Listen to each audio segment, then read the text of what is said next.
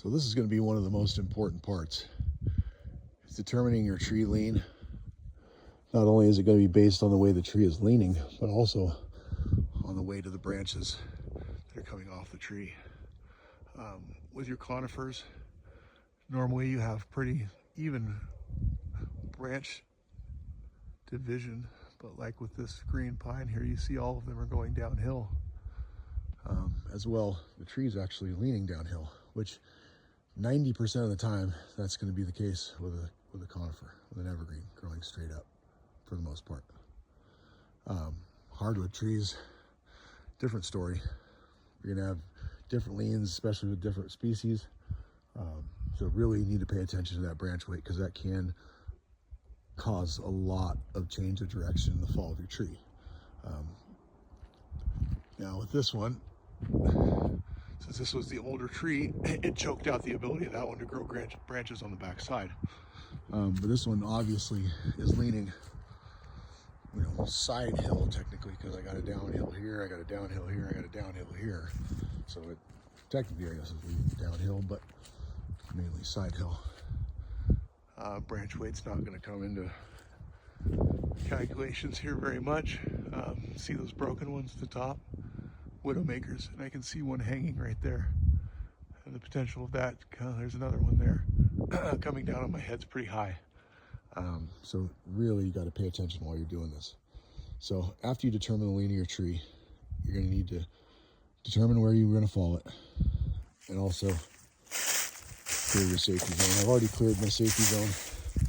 I determined the tree's already leaning this way. I have an open road. I have nothing really in the way. Yeah, I could take off a couple branches of these oaks along the way, but nothing that's going to snap back and kill me. I determined that my safety zone perfectly is away 45 degrees from the rear of where I'm going to be cutting, behind that green pine right there. Nothing's really going to be able to hurt me behind it. I just have to watch out for these overhead widowmakers. So I'm going to start my face cut over here. And it's literally going to be on the face of this tree.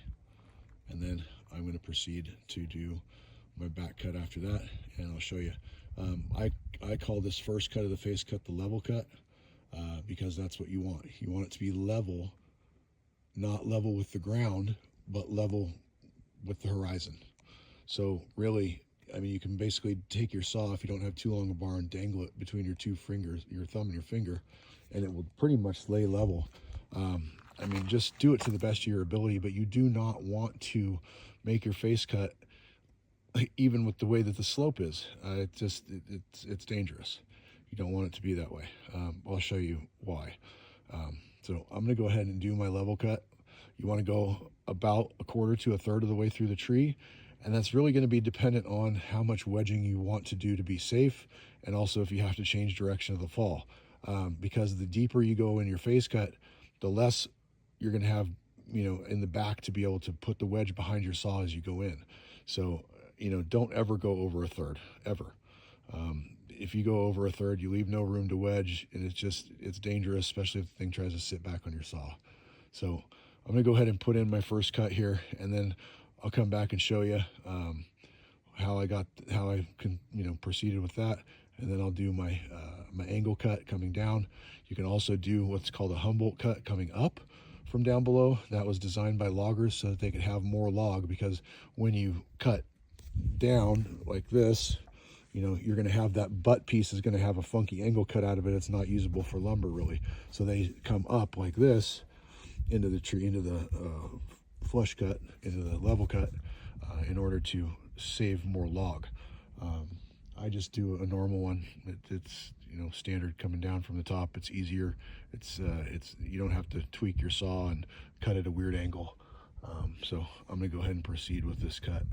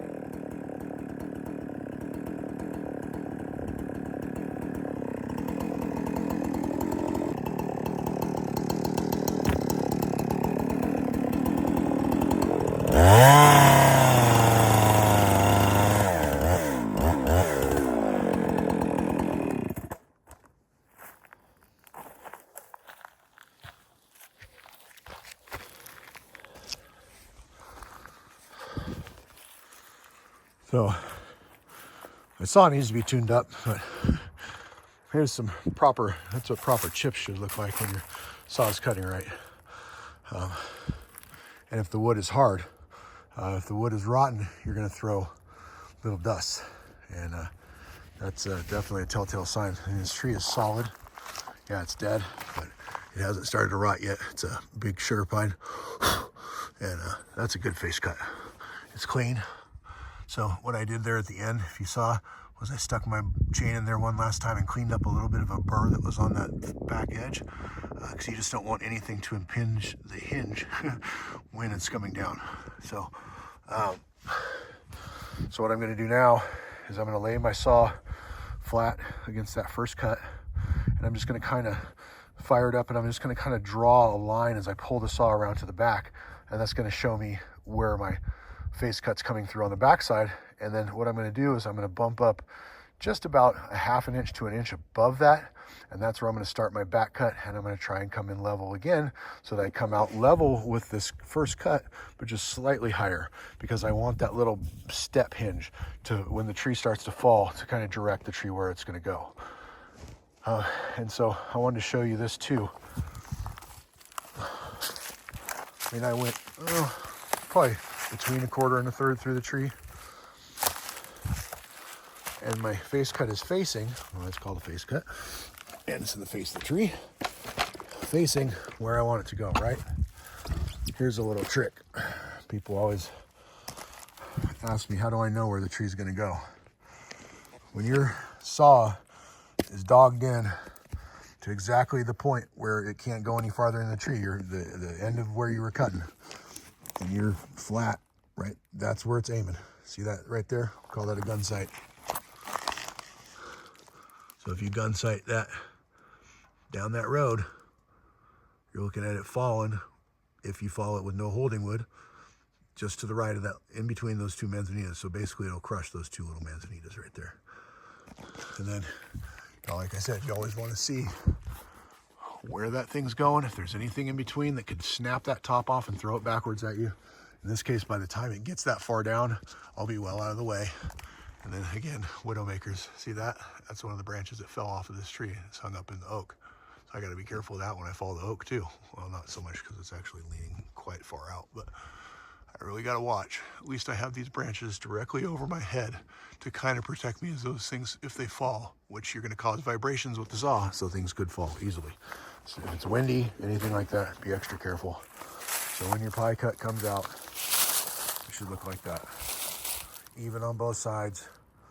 You should have come down at an angle that allowed you to be square on both ends. You can readjust. You can come in at a steeper angle and cut it out steeper if you need to. If you screw up on the first one, come in steeper, cut a bigger pie cut from top to bottom, not from back to front. So I've just left myself all this room back here to wedge. And so what I was talking about holding wood, as I come in from the back, if I need this to go a certain amount to the right or the left of where I'm aiming it. If I want it to pull to the right, I'm gonna leave holding wood as I come close to making my cuts combined. I'm gonna leave more holding wood on this side, which means I'm not gonna come as far towards that cut on this side, okay? I'm gonna leave this wood, which is gonna hold the tree, and as the tree falls, it's gonna pull it to the right. Not a ton, but a couple feet at least. So then on this side, I want it to go to the left, same thing. I leave holding wood. Now, when I come in, I really don't want to go much farther than that, okay? On the side, I don't want to leave holding wood on because I want to get to this point, and then I'm going to go over and I'm going to pay attention to where my holding wood is on the other side, and then I'm going to start to kind of make the cuts come together, and then I'll, before I even get to that point, I'll be putting in wedges, but I'll show you, once I get the back cut in, I'll show you where I put the wedges, and then I'll show you what I'm gonna do with the holding wood. And there's one of the reasons why this tree is dead. All right, get to it.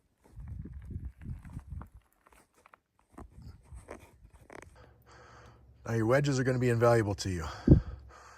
Not only for safety, in case this tree wants to start sitting back, I won't pinch my saw, it won't fall. Well, it could, but hopefully it won't fall back on me. So it gives you lift on the tree to help your saw go through as you're doing your back cut and finishing it, making everything clean and smooth for you, because you want to be able to pull out your saw and go when the tree's ready to go. One of the things that I learned through practice and trial and error, take the bark off of thick skinned trees around where you're going to be putting in your wedges, because look how much, how much extra I can pound that wedge in without hitting bark, an extra 1.5 inches. So pull that bark off if you can. I chop it off. I use a short handled falling axe. Some guys use a long. I bring a long and a short in case I want to get a longer swing on a wedge if I'm having to drive it hard, hard or fast. Because the short ones, they're great because they're easy to wield, but you don't get as much power behind it when you need it. So I use a short one. I put in a short wedge first. Short wedges jump up in height faster, so you don't have to put it in as far to get as much lift. So I start with a short, and then I'll put in a hard head, which is a steel backed one, on each side. And I'm basically, the small wedge is directly facing where I want the tree to fall. So I have this thing kind of held up from both sides and in the middle. I drove them in just as far as I need to. I don't need to push them all the way in. I don't need to get crazy. And as I start bumping my back cut towards the face cut, I'm going to periodically drop the saw for a second, come back, pound the wedges a little farther, pound the wedges a little farther, until I start feeling or hearing the tree start to move. And you're going to know. I mean, you'll learn. You're going to feel the tree. You're going to feel what happens. You're going to feel the vibrations. You're going to feel the tree start to pop. You're going to feel, you're going to see the back cut open up a little bit, or worst case, the back cut starts to close on your saw. I've had it done. I've had it happen, and that's why I use wedges, and I will always use wedges with big trees, always, because you don't want to get your saw stuck in there, because it's a pain to get it back out. You have to bring out another saw and try and cut around what you were doing and be able to fall the tree and then get your saw back out. It'll bend your bar. Nightmare situation. So, another thing I wanted to point out, sounding the tree. I'm dealing with dead trees up here. I'm dealing with a lot of rotten trees. As you can see, my axe is stuck in there solidly. This is a solid tree. I can tell not a lot of bark fell off of this tree. Well, actually none. I mean, except for what I chopped off. So this tree is a sound tree. I can pretty much conclude that just by looking at it, but I always want to make sure. So if you go around and you hit that tree, as long as it sounds like that, well, that was a wet spot, but there's a lot of water on this bottom of this tree. But as long as you get that sound, that's a sound tree. If it sounds hollow, it's rotten. And be careful, because if it's rotten where your holding wood is supposed to be, it's not going to hold. So you're in big trouble. So I recommend only fall rotten trees if you really know what you're doing. Now see, I got a ways to go till I meet the two. So I'm in no danger, unless this tree was leaning super, super heavily. I'm in no danger of this tree falling on me right now. But at this point, if it was leaning super heavily and it started to go, it could do what's called barber chairing, which means basically from that point right there where I ended, straight up the tree, it would crack, and that piece would snap back. And guess who's behind the tree cutting? I am. Well, I'll probably be on the side, but if I was behind the tree, bye-bye. It's going to launch me, 30 feet that way, and I'll probably be dead, or I'll have a broken jaw or broken neck or something. It's going to be bad. A tree this powerful, it's bad. The nice thing about big trees is they're easy to move away from quickly. They don't fall as fast as smaller trees. So a tree this size, more dangerous. A tree that size, not so dangerous. Those two trees right there, those are pretty dangerous trees. They move quickly. They move crazily, because look at the branch weight leaning all downhill. I mean, if I made a mistake on that tree, it would be stupid of me, but it could be deadly. So anyway, I'm gonna video the rest of this tree coming down, and then I'll probably edit it for time, because I am gonna be careful here. You see, I just slipped on that bark, so I'm glad I have my path clear here. I mean, I probably ought to take that stick out of there. I don't want anything to trip over on the way. You trip and fall, another reason you could be done. So I'm going to put the phone down, and then I'm going to start the video, and we'll get this tree on the ground. It's going to be a pretty cool sight. See you in a minute.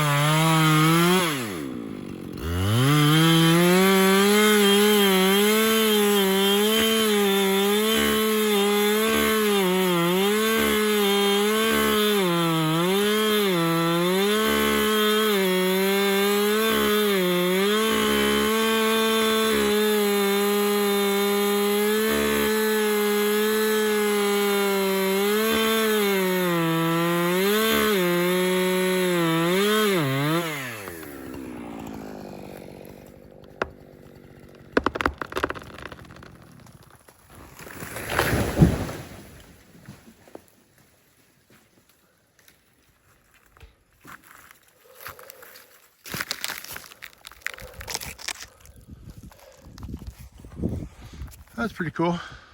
Well, I'd say it fell to the left a little bit. Had a little bit more lean down the hill than I thought, even though look how much holding wood I had on this side. So see, this should have peeled this tree to the right, but I think it wanted to go down that way a lot more than I thought it did when I put the face cut in. So there can be optical illusions when you're looking at the lean of a tree. Now see, I ended up coming in like flush with my flush cut on this side, a little higher on that side, which also may have had something to do with it. But you do want it to peel away wood like that so that it falls slowly. But all in all, I'll take that. It's actually out of the road, which is good. But as you can see, my aim was there. My fall ended up being there. So you can be off even if you're good. So anyway, I'm gonna get to bucking this tree up, and thanks for watching. Like and subscribe. I'll have more to come.